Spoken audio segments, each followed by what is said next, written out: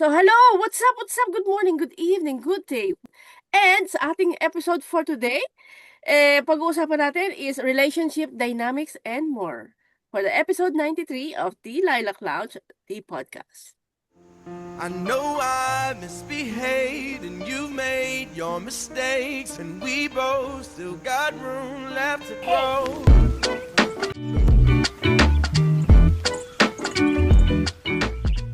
So, dahil Feb-ibig, buwan na naman ng February, ang bilis ng January natapos. Actually, iba nababagalan. Pero kami nabibilisan. Kayo ba? Ang tagal Sobrang na. bilis. Bilisan o natatagalan? Tatagal. Magal yung araw-araw Natatagalan si tatanungin Mama ako. Maria. Oh, Ako nabibilisan. nabibilisan. Sobrang Ako, binibilis. teka. Oo nga, kasi ako dumating dito ng 15, tapos 2 weeks, February na. Medyo sa akin nabibilisan ako.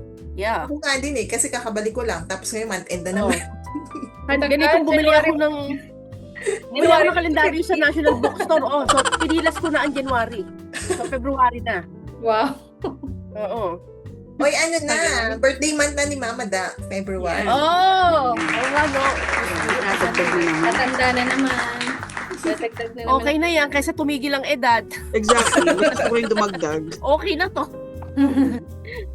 So, ayun na nga, dahil February, pag-uusapan natin ngayon, relationship dynamics. So, sa amin kasi, syempre, mga auntie ninyo, ang dami ng mga pinagdaanan.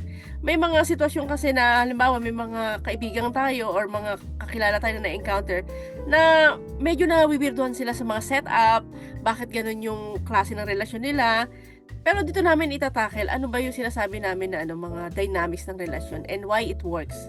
So, umpisahan natin. Foundations of a healthy relationship. What does a healthy relationship look like to you? How do you build and maintain trust and respect? And why are boundaries important and how do we set them? Okay. Number 1. So, paano mo masasabi ang healthy relationship para sa akin? Unang-una, dapat chubby ka. So, which I did. God, healthy talaga kami. Diba? Yun, para sa akin ang healthy relationship. Yung nag-umpisa yung relasyon nyo na magkaibigan kayo. Kaya nagsimula kayo. Hindi, nag-umpisa muna akong payat muna ako tapos tumaba na lang kasi happy, ganun. Yun sa akin ang healthy relationship na hanggang ngayon, nagkukwentuhan pa rin kayo as tropa. Ganun. Talaga ba? Mukhang may issue doon sa kabila. Tama ba yung timing natin ngayon, Ria? Ang pangit ng comment no? Talaga ba? Hindi maganda. Yung sabi mo hanggang ngayon, nagkakwentuhan pa kayo about anything and everything. Yung hanggang ngayon, ibang tao pa rin pinag-usapan namin. Yung nagchichismisan. Nagchichismisan. Yeah. Kasi whether, hindi naman kasi mawawala ang away Hindi mo naman sasabihin na healthy relationship, hindi kayo nag-aaway at all. Imposible yun. May away talaga, may tampuhan, may ganyan. Pero ang sa akin, hanggat nag-uusap kami about other people, meron kasing mga usapin na ayokong i-share sa ibang tao kasi magiging chismis lang siya. Pero kailangan kong ilabas. Ang pinagkukwentuhan ko, asawa ko, dahil hindi ako i-judge. Alam niya kasi na kinukwento ko lang yun dahil kailangan namin pag-usapan lang. Hindi mo maiiwasan talaga yung away, yung tampuhan, lahat. Pero sa akin, hanggat nag-uusap kayo about other things outside your relationship or your marriage, yun ang feeling ko, at least okay kayo. Isa lang para sa akin, ang healthy relationship should bring out the best in both of you. Mm-hmm. If it brings out the worst in you, na lagi kang galit, lagi kang mainit ng ulo, it's not a healthy relationship. Yung mga maliliit na bagay, nagpa-pile up yun eh. Yeah. So kung kahit yung mga thoughts mo lang na ibig sabihin basta may makain lang kami, that's not healthy. Exactly. Believe me, that's not healthy because you're not you have no ambition na eh. You're not looking forward for something better. Ang kailangan mo lang mag-survive. No, that's not a healthy relationship. So that's why hindi ko sinasabing pag mahirap ang napangasawa mo, hindi healthy. But, hindi kayo dapat laging mahirap. Mm-mm. Diba? Mm-mm. Kung healthy ang relationship nyo, dapat umangat kayo. You work together for a certain vision. Basta ako, yun lang sa akin. A healthy relationship should bring out the best in you, not the worst in you. May diin dun sa worst, no? Kasi I've been through that sorry. Healthy relationship, merong mutual respect, tsaka yung communication. Kung pareho kayong walang tinatago at open kayo, sabihin ko anong nararamdaman nyo, wala kayong mga hesitant na i-share doon sa partner nyo kung ano yung nararamdaman mo or yung feeling mo. Lahat, alam nyo, at pareho kayo ng common goal. And the same time, yun nga, yung mutual respect. Importante yun yung respeto sa isa't isa. You have to value yung pareho nyong nararamdaman. Communication. Dapat nag-uusap kayo. Pag galit yung isa or di ba sabi nila, wag palalampasin yung galit ng hindi kayo, bago kayo matulog. Dapat ayusin niyo yun. So, ewan ko, hindi kasi wala naman akong partner. Pero, siguro, it works. Kasi parang bago kayo matulog, naayos niyo yung problema. So, the following day, okay na ulit lahat, di ba? Para magkaroon ng, healthy relationship, dapat open kayo sa communication. Just to add up on that, no, yung bago matulog, actually, binigyan lang siya ng timeline. Pero, ang ibig sabihin talaga, wag mo siya patagalin. Kasi at the end of the day, dapat magkasundo kayo. Di ba? It's either na-discuss nyo na kung may mali sa inyo, pero dapat, lang siya talaga, kumbaga parang figure of speech na hanggang huwag nyo paabutin ng tulog na kinabukasan. Pero dapat talaga sinisettle nyo siya. Kasi, what's the point? Di ba? Napatagalin mo. Pareho lang naman pag mas matagal ba, mas magtatanda siya? Ganun ba? Or, nakakapagod lang. Laging galit araw-araw. Tsaka pero dapat effective lang yung communication nyo na kahit maikli lang siya, pero dapat naintindihan mo kung ano yung what went wrong. Yun lang naman. Isa rin siguro yung na-handle nyo yung mga disagreements nyo ng kalma lang. Yung ganun, yung hindi agad kayo nag-aaway, hindi agad pinangungunahan ng sagutan agad o away agad dahil lang sa hindi nyo mapagkaintindihan o mapagkasunduan. Kasi ang laking bagay nun di ba? Ibig sabihin kahit na gano'n na meron kayong hindi na pagkakasunduan, basta pinag-uusapan nyo ng ayos, parang may magwo-work yon, parang merong mangyayari na maaayos siya, hindi yung papunta sa parang mas worse o yun nga, mas pangit na nakakalalabasan yung pinag-uusapan. I-try naman paminsan, pero hindi talaga kaya. Pero minsan talaga, hindi naman din nga nawawala. Pero as much as possible talaga. At hindi kayo. Pero at the end of the day, pa rin naman. Yeah. Kumbaga, nandun ka pa rin sa mag-away man kami ngayon, pero gusto ko siyang ayusin pa rin. Yung pa rin yung goal mo sa Goal huli. pa rin. Kasi sa goal mo, maghiwalay kayo. Di ba? Exactly. Inisin mo talaga. Or yung talagang gigilin mo na yung dalawa para lang magsiraan na kayo. Papunta na nga. Gumawa ka na rason para magalit siya at mainis na yun.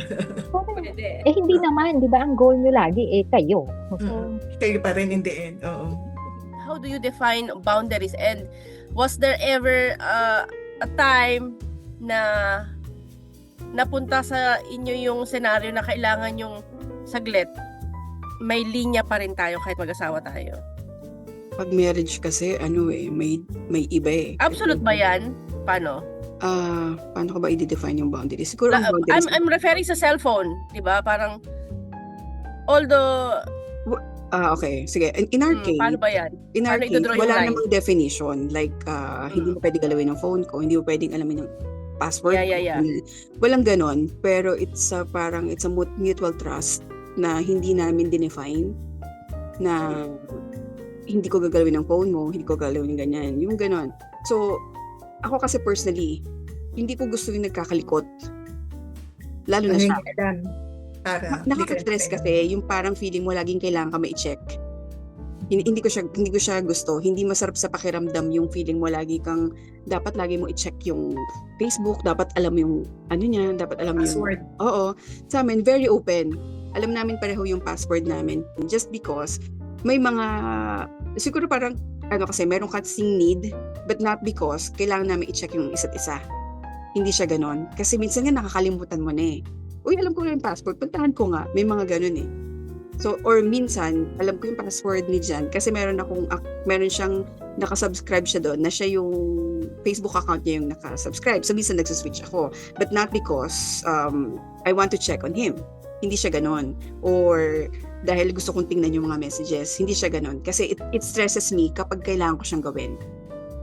Email niya or Facebook account niya, Messenger account niya, messages, hindi siya masaya sa pakiramdam kung lagi may ganon. Dapat talaga magsisimula yung trust. Yun talaga mangibabaw kasi pag wala yun, ano siya yung paranoia, hindi siya talaga masarap sa pakiramdam. Yung parang lagi kang parang feeling mo, Nag-umpisa kayo sa mali. oo, yung parang kailangan pag uwi ito, kailangan ko na i-check talaga yun. Kailangan ko na makita yun. Lagi kang may ganun kahit wala naman na. Pero kailangan ma-establish yung trust. But once you break it, mahirap siyang ibalik talaga totally. There's a very thin line kasi between trust and boundaries. Ang perfect example niyan is, okay lang na alam mo yung password o na-open mo. Na-open mo yung for relationship, no? Ma-open mo yung messenger niya. That's trust, di ba? Ang boundaries is, inopen niya na hindi mo alam. At kaya sinasabi niya na, hindi ko ino-open. Kahit alam ko hindi ko ino-open. Pero inopen niya, nakita mo inopen niya. Correct. Yun yung boundaries. And this, nawala yung trust doon. Kasi okay lang naman eh. Siguro for a relationship to, kilalang kilala niyo yung isa't isa. And wala kang tinatago, di ba? So okay lang, alam mo lahat. Yeah. Kahit nga i-open yung messenger eh. Diba? Pero pag sinabi, nakita mo inopen niya, tapos sinabi niya, hindi ko binubuksan. Wala na yung trust niyo. Kasi alam mo for a fact, binuksan mo eh. Diba? Parang, Bakit hindi mo hindi namang buksan ng alam ko, yung mga ganon. So, very thin line talaga. Walang problema sa trust, walang problema for yung boundaries. Give everything, di ba? Kasi relationship kayo, you have to work together. Wala ka namang tinatago. Pero yung may tinago mo na eh. Meron kang tinatago dahil sabi mo hindi mo binuksan. Pero tinago mo na hindi mo binuksan. Yun eh.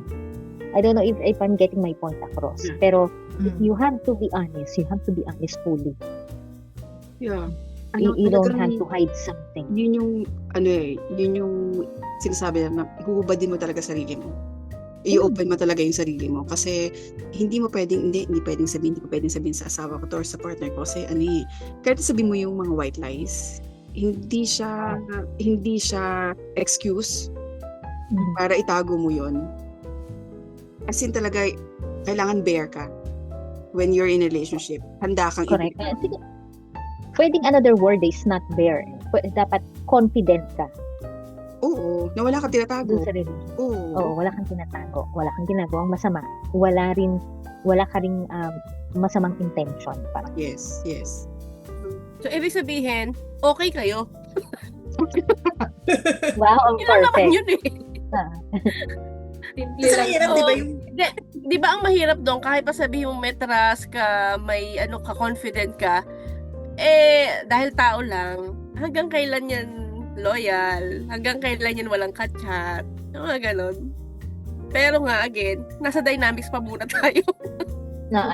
Let's not get Oo. ahead of ourselves. sa akin yung trust, tsaka you believe each other is with the words and at the same time, yung action niya, di ba?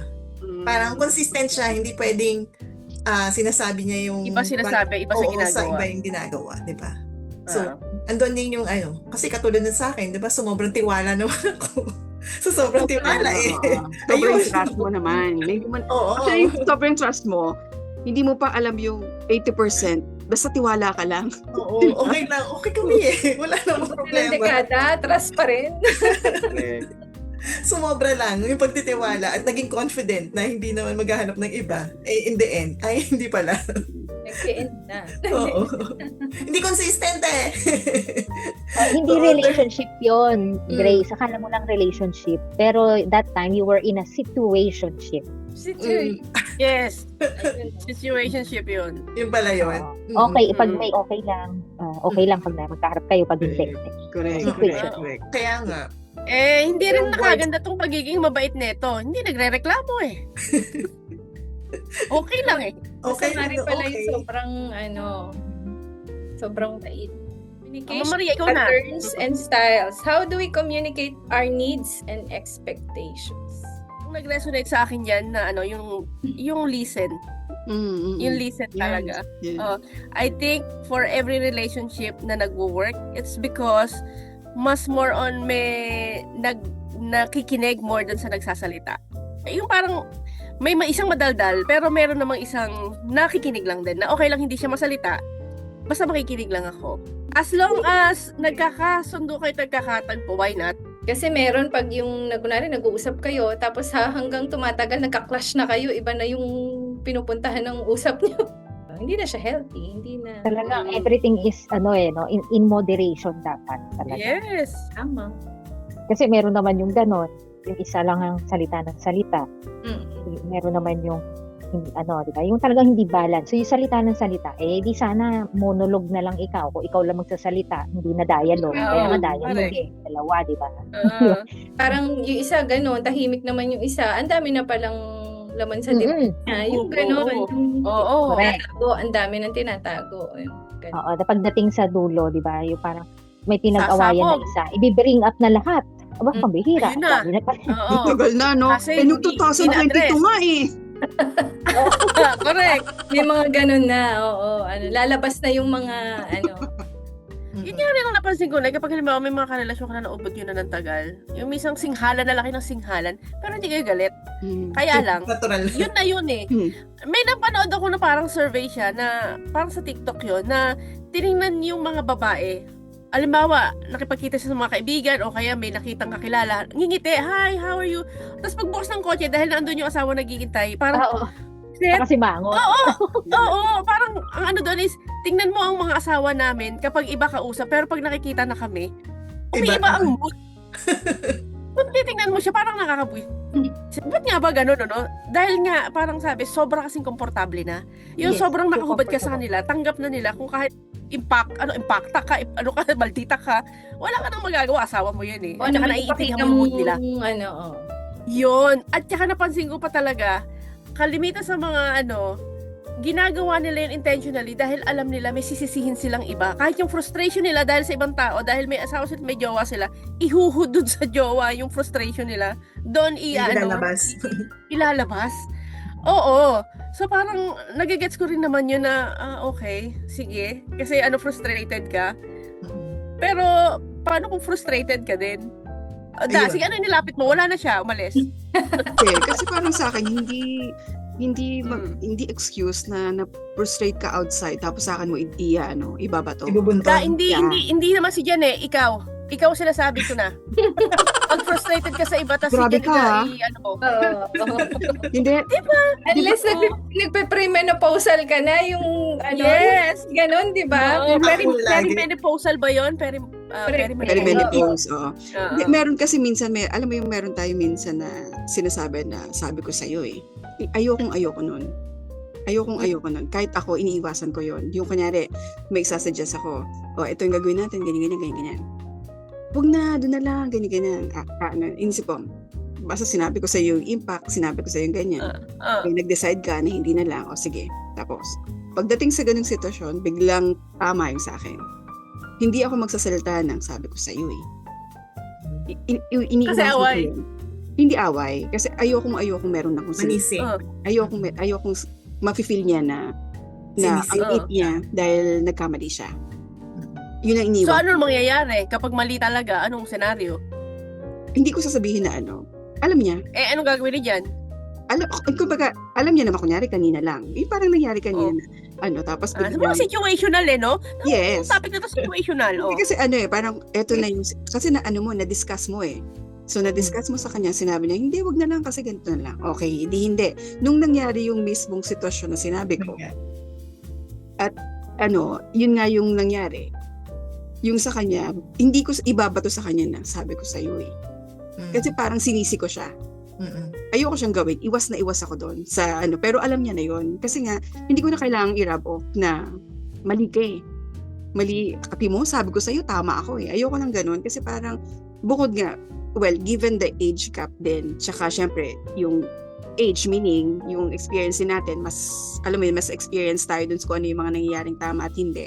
Mas prone sila sa error kaysa sa atin, na tayo kasi medyo, kahit papaano, may mga naranasan na tayo sa buhay na nai-apply na natin. Kasi alam na natin yan. Oo. Hinahayaan ko yung sa kanya na yung mangyari. Kasi ayokong, basta, ako lang, personally, ayokong nire-rub off lagi na mali ka. Ayoko yung sasabihin lagi. Kasi parang sa akin, tama yun sa ego ng lalaki Kahit sabihin mo na yung patay na lang tayo eh. Pero minsan Laki pa rin ganyan yun. kami ni Jimmy. Sabi ko sige. sa'yo. Ganyan kami. Iwas na Pero, iwas ako dun.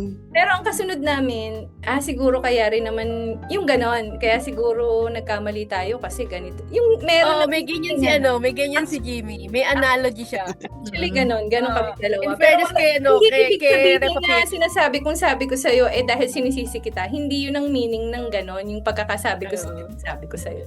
Ganon Pero kami. importante talaga, mama, yung tonality, no? Yung Ay, sige. paano mo kasi sinabi. Yes. Oo. Paano Hindi mo na siya ako lalayo sa nanay at tatay ko, no? Nung naandun ako. Ilang beses yan. Ang tinatanong lang ng tatay ko, Be, nasa Bin, love, nasaan yung Ha? Yung nasaan? Ha? Sabi ko, bigi yun? Sabi ko, Nay, sinabi na ng papa ko, nasaan ka ko yung ko, sa lawal ko. Ba't ka nahiyaw? Andiyan sa tabi, ganyan. Nay, kanina pa nagtatanong ang papa ng mahinahon. Bingi kayo. Tapos kayo pagalit. Ayaw mo ko dyan sa nanay mo, ganyan yan. Oo, normal lang yun. Pero sila, wala nang mapipikon Oo, doon. naman, Kasi okay diba? na sila Oo. doon. Nanay na silang mag-asawa ng gano'n. Pero minsan, Mm-mm. nagsusubong sa akin ng tatay ko, yung nanay mo, minsan, sumasagad yung pasensya ko eh. That's Ganun talaga, din it sa really amin. depends eh. Oo, kung gaano sila Oo. ka-comfortable, gaano kayo ka-comfortable. Tama. Si Dada kasi bata pa sila eh. Alam mo yun, bata pang mag-asawa yan eh. So, medyo, Ayun. may Mas nagtatansyahan lalo pa yung yun. asawa niya, mas bata na asawa niya. Ano bang bata? Sobrang bata. Tatantyahan pa. Pero kasi pag sa akin, di ba, I don't have to rub it in your face, pero you will see it in my face. I told you so, na malaking I think malaki tahimik na mukha na. ko, di ba? Tapos matatawa ka na lang, di ba? Nalito Dapat ko dyan. matawa ka. Pag hindi na Dapat kumikibo, kaya mo tanggapin. Oo, dapat huwag ka mapikon. Dapat nga, ikatuwa mo na, sige, tama ka na lang lagi. Yung parang gano'n. Kasi, yung depende talaga sa comfortability nyo na. Sa maturity ng correct. relationship. Correct. Pero Yung pag mga ganun party, kasi- nakikita nga sa mukha. Parang malaking-malaki nakalagay, no? I told you so. Yung, Yung smug mo talaga. bakit hindi dito nag-park? Bakit kami lumagpas? Yung parang hindi ko na kailangan sabihin. Pero, Hamo na. It's a guy thing. yeah. Actually, oo nga. Oo. Conflict and resolution. Okay. Pag conflict, ako talaga. Hindi ko naman sinadya pero nagkataon, no? Hindi, ang nakita ko kasi yung resolution, kaya kita naalala. Sige. Oh. Sige. 1.5 hour, ha? 1.5 hour. 1.5 hour. 30 Wala minutes. na yan. Conflict and resolution. So, we're gonna discuss what are the typical conflict style and how we resolve disagreements. And what are the ground rules for you to be able to argue respectfully. So, typical conflict style. Sige, I can go first. Typical conflict style. Yung mga angilan na yan. Yun ang una. Mga Yes. na bagay, angilan. Oo. Yung Oo. pinaka-personality nyo. Na hindi naman siya masama, pero yun yung personality nyo. Halimbawa, yung personality Yes. mo na, yun nga, yung, tulad ng nanay mo, di ba? Yung ang alin! Di naman sabihin ba ayos. Pero sa kanya maayos yun. Pero hindi siya galit nun. Oo, nang-ayos dun sa kanya. Oo. Well, hindi siya galit, di ba? So, yun yung isa sa mga maliliit na conflict style. Hindi sinasadya, pero iba ang take nung kabila. Mm. Yung may kasama ka talaga na na sobrang linis sa bahay. Yung OA. Yung OA. Pinaparinggan ka ba dyan? yung tsinelas ko talaga, yung tipong kulang na lang i-scan niya kung may microbe na kasama nung umakyat ako. yung pati si Chadi pinapagalitan niya kasi yung apat na paa niya galing sa labas. Yung ganun, yung tipong lagi siyang nagko-Clorox, nagsusonrox na dati yung tiles namin brown nag-white na Nag-white na, kakapunas. I have learned to accept that na malinis siya tao. Ganun lang. So, mas gugustuhin ko na to kaysa sa dugyot na tao. Oo naman. Oo. Nung una naiirita ako kasi habol ang suot ko. Alam mo yun, habol ang salawal ko, habol yung paa ko pupunasan kasi baka marumi. Parang hello, Pero I have learned to realize na okay na akong ganito kaysa yung opposite. Yeah. At saka yung, Kasi some people have it na-appreciate ko. worse. Diba? Oo. Kasi Naburara yung na-adapt ko kasama. na rin eh. Mm-mm. Oo. Before, pag ako galing sa labas, yung damit ko, uupo ako sa sofa, ganyan. Ngayon, hindi talaga. Kailangan hubarin mo yan. Hindi dapat lumanding yan sa loob ng bahay. Hubad. Correct. Ano na talaga yan? Kasi ang point nga naman is, galing ka sa labas, nakihalubilo ka sa tao, hindi mo alam may mga anong makasakit na nakadikit sa damit, may bumahing, may umubo, yung mga ganon. Kung personality niya yun mamamatay siya pag hindi niya ginawa yun. So, adjust ko na lang. Tanggapin ko na lang. Obviously, ako yung madaldal, diba? Ako yung maraging salita-salita. Ay, siguro parang feeling ko kasi ayoko nang iniiwan na merong hindi ako nasasabi. Yung mas gusto ko na sabihin ko lahat kaysa maipon sa akin. So, yun yung lagi kong pinapractice na as much as possible, kung meron akong hindi nagugustuhan sa ngayon, or meron akong parang hindi nakita na hindi maganda, sasabihin ko na siya. Alam mo yung gigil ka dahil ayaw magsalita. Magsalita ka na. Wala kang sasabihin. Yung parang hanggat gugustuhin mo na maging kalmado ka, pero dahil sa gigil na hindi nagsasalita yung kasama mo, ano bang nasa isip nito? Ang hirap-hirap. Ganon kami nung simula. Pero ngayon, parang nag-uunahan na kami sa time slot. Nag-uunahan na kami. Sige, patapusin muna ako. Pag may ganun na, tahimik na yung isa. Magsasalta yung isa. So parang, mas gusto ko na yung ganun. Kasi meron ng dialogue, yung kaninang nabanggit natin. Kesa naman ako lang lagi nagsasalita. Or siya lang. Mahirap kapag may isang tumatahimik. Kasi nangyari yan sa amin before. Yung parang ganun. Yung ganun nga, yung ganun. So parang nabalik ko ano yung hindi niya nailabas before. So, hindi siya okay. Kasi, eventually, kahit sabi mo na hindi naman siya ganung tao, yung parang susumbat pa sa akin noong 1920s, yung parang ganun, hindi mo maalis na mailalabas yan kapag nagkim-kim siya. Yun ang feeling namin. Kaya as much as possible, kung nainis ka ngayon, sabi mo na sa akin ngayon, kesa ibalik mo pa sa akin yan next month, next year, tapos hindi ko na alam kung bakit. Paano ko i-justify yung sarili ko? Bakit nangyari yung gano'n? So, mas gusto ko pa na gano'n. So, ang ginagawa namin, as much as possible, walang taasan ng boses. Dahil pag nagtaasan ng boses, talagang lumalalim yung gigil, yung galit. Yun ang napapansin. Naiiba yung Naiiba tama yung, naman. instead na discussion, nagiging argument. So, hindi nagiging... May napipitik sa'yo na gigil. Oo, Correct. totoo. Nakakapiko naman kasi talaga. Pag merong nagtaas ng boses, tsaka nasa iisang bahay lang kami na andyan yung anak namin na nakakaintindi na alam nila, well, sabi mo English, Tagalog, pero yung language, kapag alam niya na may argument, tumatahimik nararamdaman namin. So, kaya kapag merong argument, hindi namin maiiwasan na nandyan ang anak namin. Yung tone ng voice talaga, may effect talaga kapag nag-uusap yung dalawa. So, yun nga, parang instead na discussion, para hindi umabot mag-escalate to argument, i-maintain sana hanggat maaari. Yun yung i-try namin lagi as much as possible. Siguro sa akin, yung isa sa mga conflict na nakikita ko rin sa mga couple is yung being competitive. Oo. Parang... Kalimutan ko na, dinagdag mo na naman, Grace. Bakit? bakit? Sige muna. Sinong competitive? Hindi, Sinong volleyball? Sinong basketball?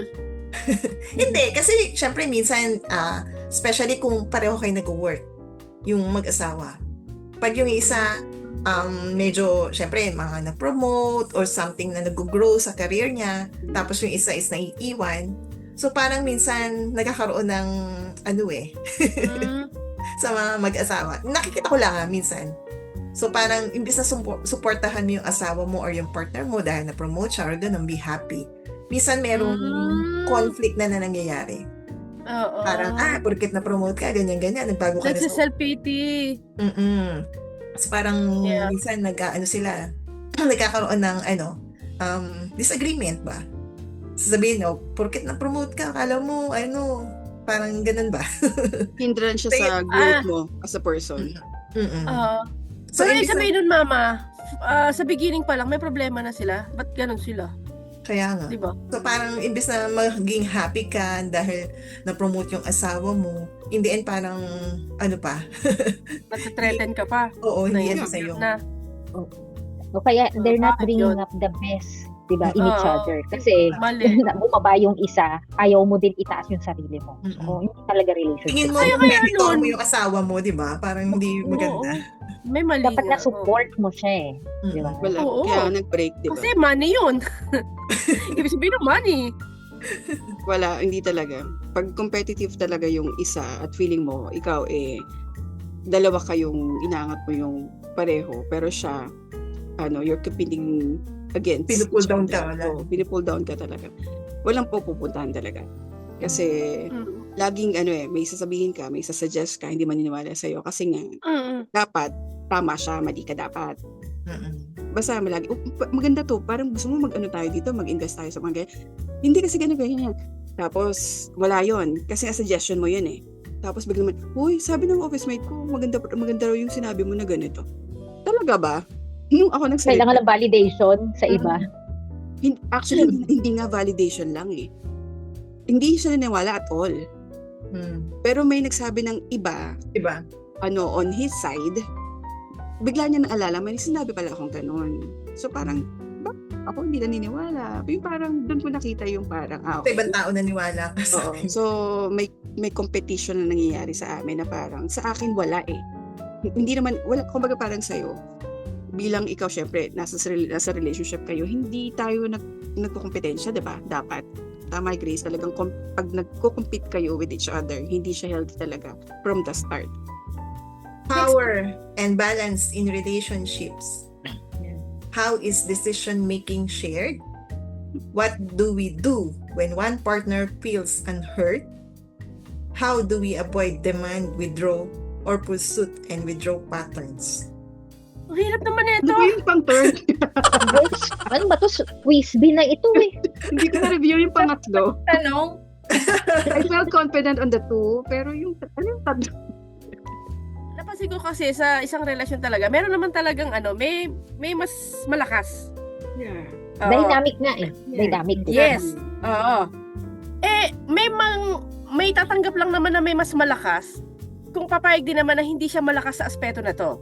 Pero, malakas naman siya sa aspeto na to, yung isa naman mahina sa ano na to. Correct. So, hindi ko masasabi na talagang totally talagang may dominant. In a way, may dominant na malimit lang siyang nagpa-participate sa mga immediate things na kailangan pagdesisyonan.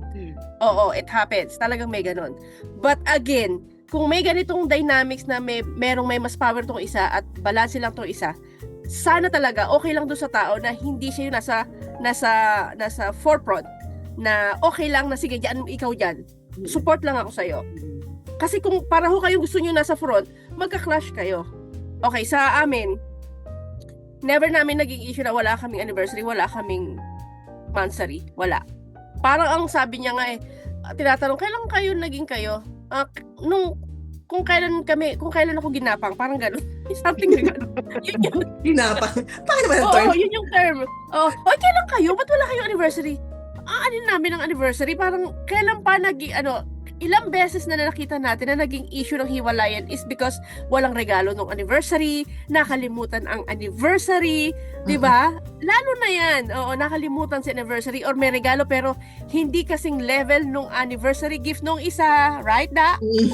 Yes. Oo, yung mga ganun, ano ko na yan, hindi sa amin yan nag-exist. At saka, yun lang nakikita ko na na parang, oo nga, ba't ba kailangan may anniversary? For what? Para saan? Social norm. Diba? Para saan? Parang, ang bilang na lang nito is, okay pa ba tayo hanggang itong taon na to? Mahal pa ba natin? Is it same pa rin? Nagre-respetuhan pa rin ba tayo? Do we still feel na kailangan pa rin ba natin ang isa't isa? So, doon nagbabase yung dynamics na alam namin. There are some couples or married couple na they still honor yung mga anniversaries. Talagang dapat, yung sabi ko, yung office mate ko before na 11 children. As in, religiously, every year, meron siyang flower tuwing birthday niya. Yung pagdadating ng flower, kami miso kakatsawa, Miss Army, ito na yung pinadeliver mo sa sarili mo. Yung ganun na yung biruan, kasi talagang regular na. Pero, tama ka dun eh. In our case, nakakalimutan namin.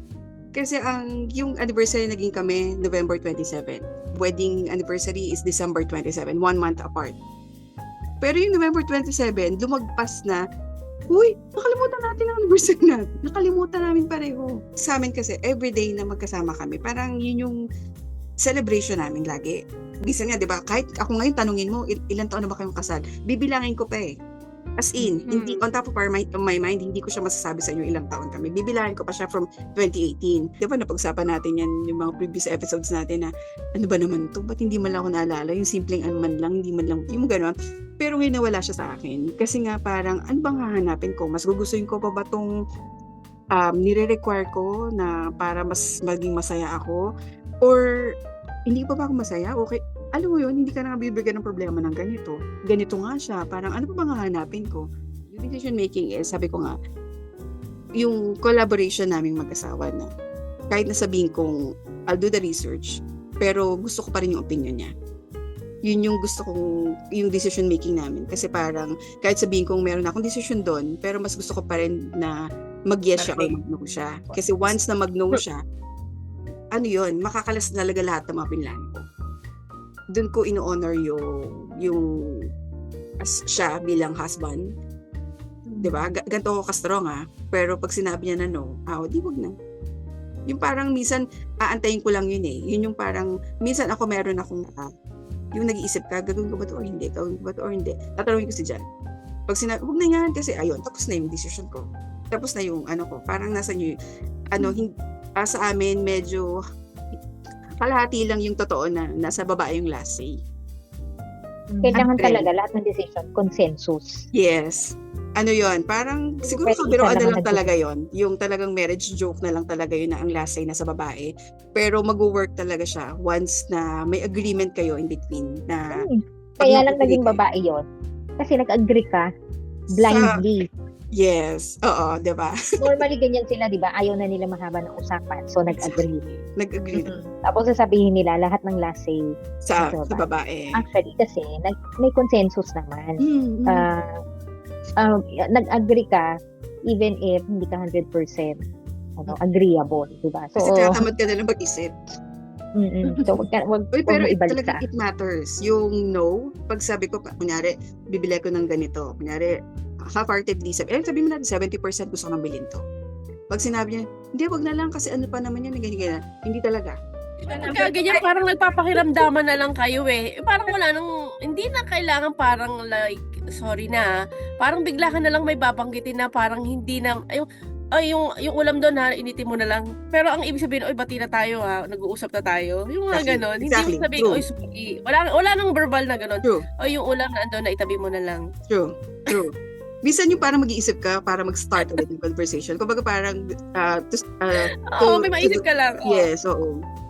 Kasi hindi kayo nag-uusap sabihin mo lang, yung pinto ilak mo na lang, ganyan. Natural ilalaki ang pinto yan eh. Pero kailangan mo sabihin para magkaroon lang ng conversation starter, di ba? Yes. To make the engine masabi run. Lang, yan ganun na, nag-usap tayo Oo. Hindi na tayo magkagalit At saka talaga sa mga lalaki, talaga wag mo talaga silang tataasan ng boses. Kasi nakakalalaki yun eh. Lalaki siya eh. Parang hinuhubaran mo ko. Ako ang nakapantalon dito Emotional intimacy and vulnerability. So we'll discuss those emotional closeness mean for the couple and how can we be more open about our fears and needs. Meron pala isa. And how does vulnerability build trust? Alam mo ano pa rin yan? Sa usap. Usap pa din eh. Actually. Oo, yung kalit-liitang detalye ng nararamdaman mo. Si ganito. Kanina nung visit. Yung paano mo ba inaano ang kwentuhan nyo, yung bago matapos ang isang araw, kamusta ba yung jowa mo? Diba? Kamusta? Nagkwento ka rin ba?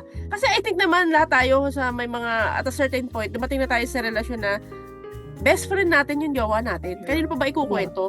Yeah. Yung kada hinga niya, sa ulado mo na eh. Ano na naman nangyari? Ano na naman ginawa sa'yo ni Pagdating sa na to, talagang kung okay kayo, by default, yung mga intimacy na to, in both ways, matik na, basic na lang to. Kung okay kayo. Yeah, kasi to eh. Kunyari, kanina, meron akong Kasi diba, frustration kanina. Oo. Tapos, alam mo yung parang, kailangan ko lang ilabas. Nasa work siya, pero kailangan ko lang ilabas. Sabi ko, mini-message ko, kasi ganito, ginalabas ko yung gigil ko. At least siya lang. Kasi nga, sabi ko kanina, diba, at least kung meron akong ganun, na meron akong dyan na pwedeng paglabasan ng ganun, hindi ako judge nito. kahit na sabihin mo kunyari may frustration ka sa ibang tao, pero pag nilabas ko sa ibang tao to, baka ma-judge ako. Or bakit ka ganito? Bakit ganito? O bakit ganito si Dada? Bakit ganito? Pero pag si Jan kasi ang sinabihan ko, since asawa mo siya, ang sa akin kasi, well, kung at least na-establish nyo na yung sarili nyo sa isa't isa, ha? Kasi kami parang may ganun na parang kahit anong sabihin ko na dito, hindi na ako i-judge ng sama naman ang ugali ng asawa ko. Ano ba, mapamintas naman yung asawa. Wala nang ganun. So kasi na na siya na kahit na anong emotion yung nararamdaman ko, kaya kong sabihin sa kanya para mailabas ko lang. Kasi gano'n naman talaga, kaysa ilabas mo sa ibang tao, hindi mo na siya mababawi kapag napikon mo ng ibang tao or na-judge ka na ng ibang tao. At saka, yan is perfect dun sa pangatlong point yan, yung how does vulnerability builds trust. Kasi if you can say anything sa partner mo, it's not just him or her accepting ko ano kay. It's the way for you to check and balance. Kasi siya mismo magsasabi sa'yo, wag mo yan sasabihin sa iba dahil hindi yan maganda. Correct. Diba? So, may trust kayo sa isa't isa na, okay, hindi lang Batid siya... lang to. Oo. At saka hindi niya lang ako pinapacify. He's making me better. Kasi, binibigyan niya ako ng hindi yan tama. Huwag mo yan sabihin sa iba. Okay na ka. Kasi kaya, kahit ako pag meron akong ganyan, pag magkasama, di ba marinig mo sa akin, huwag sa iba. Yeah. That's Diba? always my Di bali sa akin. statement. Kasi ako Correct. hindi kita husgaan. Yes. Pero, kung makikita ng iba yung nakikita ko, hindi ganon ang acceptance. Hindi pareho. True. So, yun, kaya nga dapat talaga, kahit na hard yung mga situation na ganon, it should make you both better. Di ba? It should make you a better person. Kaya nga, partner. Yeah. Kaya nga partner. Correct. Kaya Kami partner. nakubad sila. Mali yan. Oo. Or, Sabi mali mo yan. malamig, parang hindi naman. May init ang ulo ko pag naisip. Pero, yun, di ba? Pero ganun talaga siya ang purpose talaga is for you to have somebody who will have your back. Hindi lang para ipaglaban ka, pero para turuan ka. Yeah. Yeah. Kumbaga may matutunan ka din, di ba? Meron ka Yes. Learn from your mistakes. Kung wala ka matututunan doon, ay, nako, bail out. Ewan diba? ko na. Ewan ko na. Tsaka pa, matagdag ko lang, ay ano to, di ba nga yung sa mga dynamics nga, okay, isa pa sa hindi normal or usual na sitwasyon is, yung di ba dapat pag mag-jowa, magka-Facebook? Hindi naman. May Facebook. Depende. Ah? Normally, Yun nga amin sa, that's normal, yeah. yun, normally nga, oh. Yeah. Mama, normally Rule, nga. Oo, normally, as a rule, parang gano'n. Oo, Pero as a rule, exception okay. is, Kami hindi kami magka-Facebook ever. As in, ever since. Kasi Hindi kaya namin magka-Facebook. inaano. Hindi talaga magka-Facebook. Hindi talaga. At hindi namin siya naging issue. At Yeah. kumbaga parang ka-Facebook pa siya ng mga ibang ano ko, pero hindi siya naging issue. Which is, sa iba siguro, maaring maging issue. Ba't hindi mo ko Ina-add. inaano? Correct. Oo. Parang siguro sa amin is, ba't kailangan siya maging big deal? At saka, parang hindi naman basihan ang ilagay kita sa Facebook parang official. Or parang, diyan mo ibabase kung mahal ba talaga kita o hindi. Parang gano'n. Yung mga gano'n. So, doon sa may mga karelasyon na hindi kayo magka-Facebook friends, it should be okay. Parang mas mainam nga na hindi pa kayo magka-Facebook kasi kung hindi mo itinag or hindi mo siya hindi ka mag-comment Binate sa or kaaway. Oo. Or halimbawa, hindi ka nag-comment ng maganda doon sa pinost niya. Alam mo yun? Oo. Tsaka Binate. na-appreciate ko yung hindi talaga kami pala post. Na parang, yung mga special moment, hindi nyo kailangang i-post Parang mas gusto mo nga siya na namnamin na ang makakakita lang yung kung sinong dapat na makakita. Na ang maalala lang namin is, eto yung nangyari, amin na lang to. Hindi para yung i-post pa. Pangalandakan. So, contrary sa generation ngayon na parang everything, pinopost. So, ang nangyayari taloy, Generation naman natin ay marami ding na gumagawa noon. Pero, syempre, nga ito nga kasi ng preference yung mga tao Yeah. Oo. But as I see it, may nagkakaproblema sa mga digital footprint kasi nga, yung kung ano yung pinapayagan mong ilabas sa publiko, nagkakaroon tuloy ng opinion yung mga nakakita na nun. Exactly. Oo. Unlike kung nilimitahan mo yung isi-share mo lang, wala silang pwedeng sabihin sa'yo. tapos pag nagka-opinion sila, magagalit ka kung iba yung take nila. Or yung iba, Yes. kasi naman talaga, pinag-uusapan sila. Yung logistic calculation nun, ang dami mong oras na ilalaan para sagutin yan, para i-justify ba't mo ginanon, ba't kayo nagkaganon. So, wag na lang. Save your energy for something better. Tsaka, again, yung mga special, talaga, occasion or something talagang intimate na sa inyo na lang. Huwag nyo na i-post. If it worked for them, go ahead sa kanila. Kung Oo. hindi naman, if it's working Bakit for ko you, nasabi? go. May nag-post ng anniversary nila, every anniversary. Regalo, restaurant, mga high-end na naghiwalay. Bago na ulit jowa. Kaya lang yung naging jowa, hindi na ganoon siya kayaman kasi nawalan trabaho eh. So, dinadala na lang sa hindi masyadong Yeah. parang pero pang naging away. Bakit? Bakit nung kayo ni eto regalo mo, bakit nung kayo ni dito mo siya dinadala? Hindi naman niya kinukwento, pero nakikita niya sa mga previous posts. So, Oversharing. ikukumpara niya. Oo. Oversharing. Yeah. Daily interaction patterns. How do everyday habits like phone use, quality time, influence connection, and what rituals or routines strengthen our bond?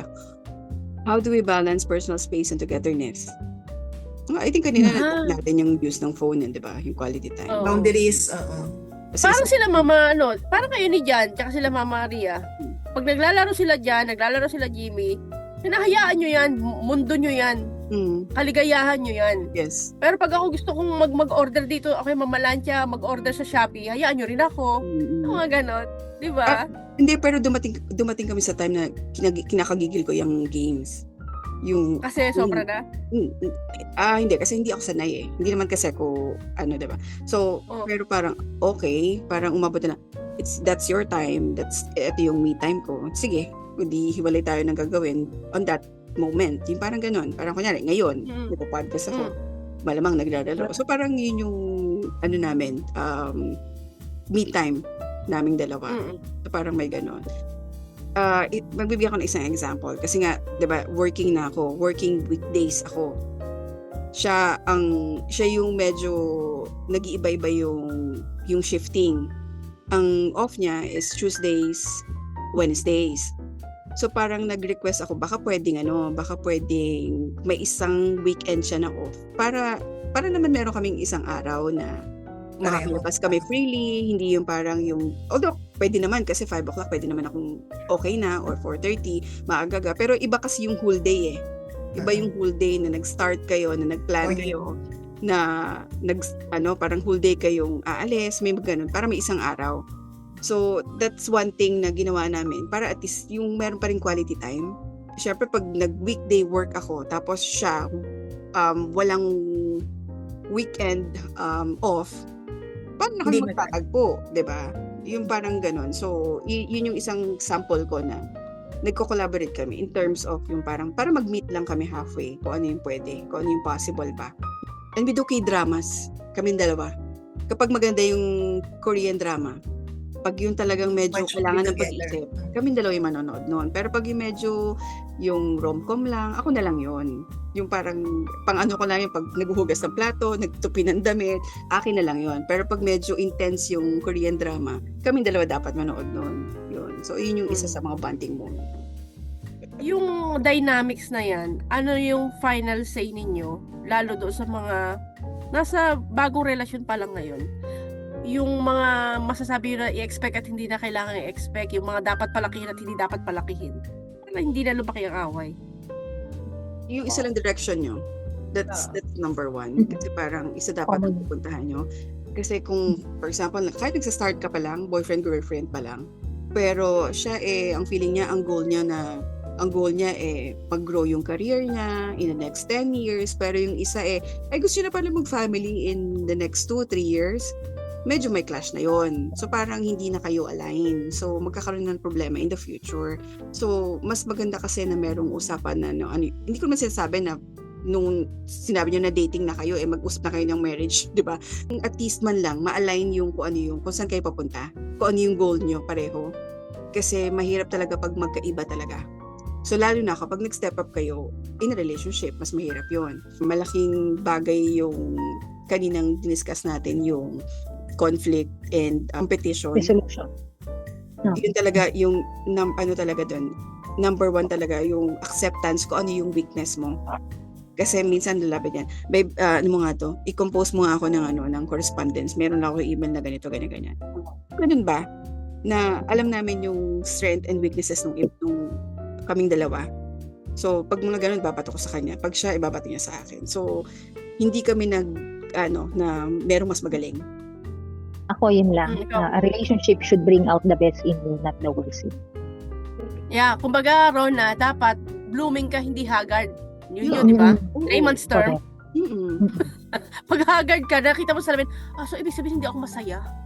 Hindi totoo. Hindi Oo, hindi totoo yung yung sasabi nila na tumataba or pumapangit.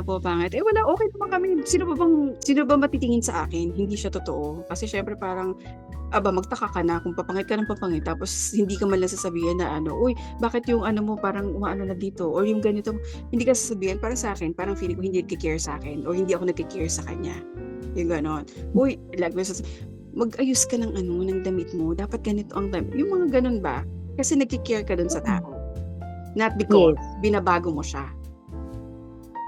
Gusto mo maganda ang tingin ng ibang tao sa kanya. Oo, Katulad ng exactly.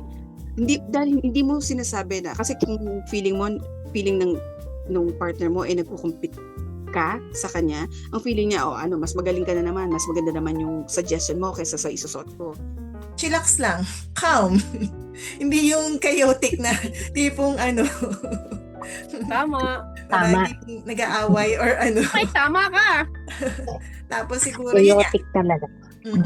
very supportive. Tsaka hindi yung draining ba na ka Okay lang i-drain yung energy mo sa bembang.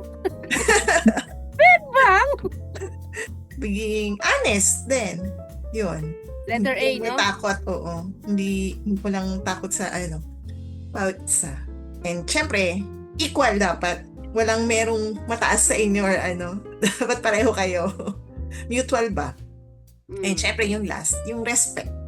Kasi it lasts longer than sa mga ego Kung wala yung respect at saka wala.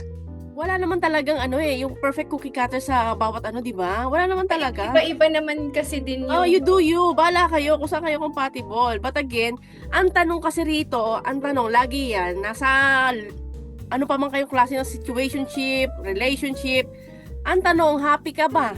Diba? Happy ka. Kasi kung happy ka, walang pwedeng mag-question sa'yo. Question. Oo. At contented ka ba? ikaw naman But again, kung kontento ka, sige, pasok, check. Di tapos ka na. Yung tao, ganun din ba? Yung jowa ba, happy din ba? Kontento din ba? Kung sagot ay oo, wala tayong problema. Okay tayo. So now, ang isa pang ko dyan, kapag kayong dalawa, nag-umpisa pa lang kayong magjowa, hanggat maaari, huwag kayong magkikip ng score. Kasi lalabas at lalabas yan Hanggat maaari, kung ano yung issues nyo, ilabas nyo na.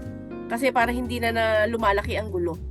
So, kami na mga, kung ano na pinagdaanan namin na klase ng relasyon, mapalikod, harap, tuwad, balentong, lahat na. Oo, masyado na kaming maedad para sa ganito. Kumbaga, klaro sa amin kung ano na sa amin yung gusto namin. So, ang point lang namin dito is, hanggat walang nagrereklamo at hindi ka na agrabyado, dapat okay ka lang. At saka, kung hahanap ka ng relasyon na talagang pangmatagalan, siguraduhin mo na yung taong yun is takot din na lokohin siya or takot din na makasakit siya. At may consent siya. At mabait na tao talaga. Oo, yun. Kahit pagaling sa magandang pamilya, pero iba pa rin kapag ang tao lumaki na at iba yung nakalakihan tropa, iba pa rin yan. Pero sabi nga, ang partner o ang asawa na bigay ng Diyos, hindi siya dapat sakit ng ulo. Blessing siya sa'yo kasi partnership nga Let's conclude our episode for today, the episode 93. So we shall see you again next time or next week for the next episode of the Lilac Lounge, the podcast. 'Cause we're ordinary people. Maybe we should take it slow. Take it slow. This time.